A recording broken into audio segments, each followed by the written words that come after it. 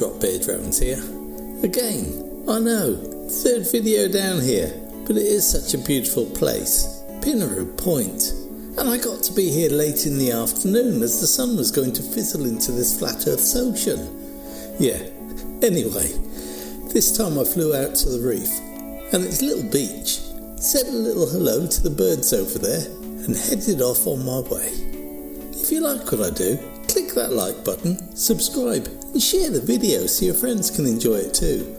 These things can really help a channel get off the ground. If you really like what I do, you can buy me a coffee. There's a link in the description. Now let's sit back and enjoy.